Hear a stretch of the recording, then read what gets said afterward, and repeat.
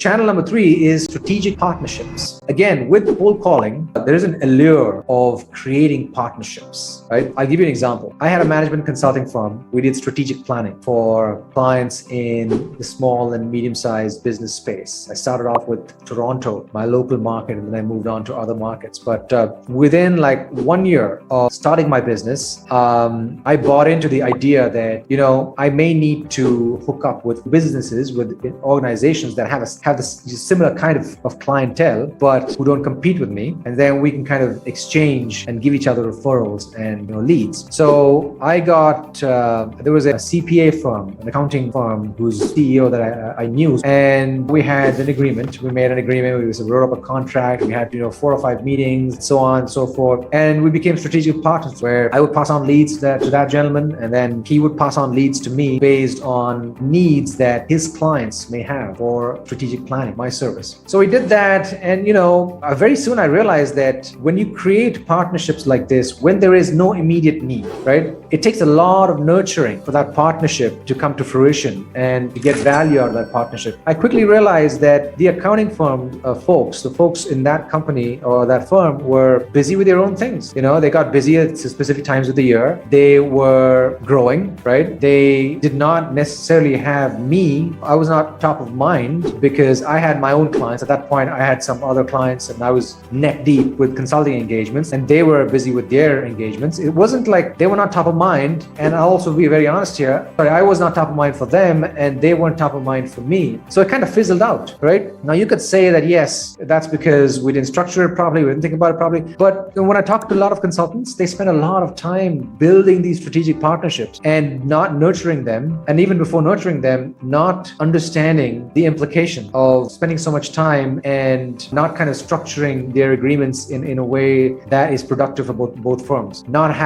setting the expectations very clearly. So that becomes a problem. And I have certain clients too who do this. They spend so much time putting together strategic partnerships with various types of organizations, large organizations, small organizations, borrowing logos and putting them on their website and having long meetings with various stakeholders within the organization. And then how much business does it bring about? Zero. Because consultants, for the most part, get really busy with engagements. You don't have the mind space to nurture. Unless you have the mind space to nurture that strategic partnership and you've laid out the expectations, typically those partnerships don't work. And then how much time do you spend? How much time have you lost building those partnerships, building those, talking to your lawyers, writing up contracts, so on and so forth? It's a lot of time. What could you have done with that time in order to generate leads? So that's the thing, like strategic partnerships, there is a time and place for them, right? When you set your expectations right and when you nurture that partnership and when you have the mind space, or somebody in the organization senior enough has the mind space to spend on developing those partnerships. It's not the most prudent way to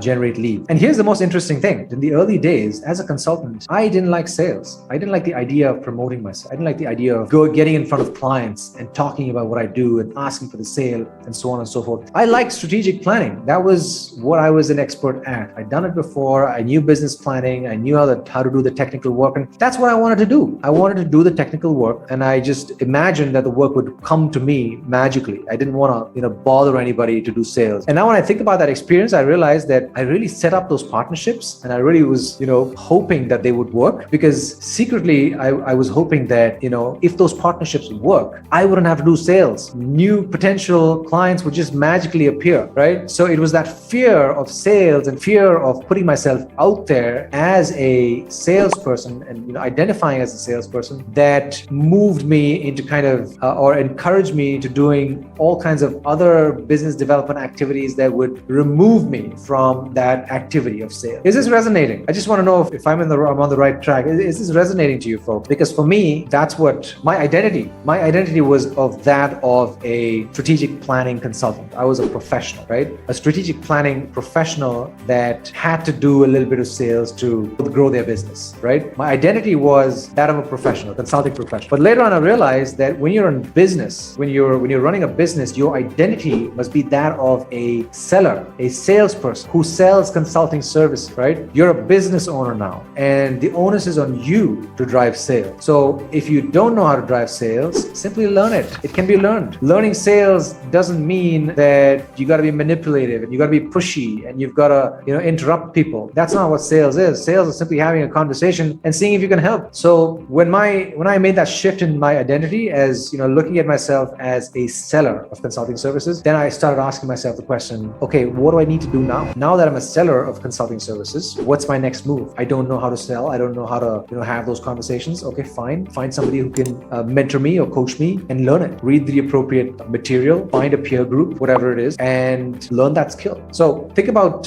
your approach. And if you've looked at setting up strategic partnerships, introspect as to why you're doing that in the first place. So spending a lot of time setting up strategic partnerships without fully knowing what you're getting into, that's a huge mistake that I see in the market today. And a lot of my clients have that issue too. That's why they come to me to figure out how to build a pipeline based on that aligns with values of the consulting business and of that of the consultant as well.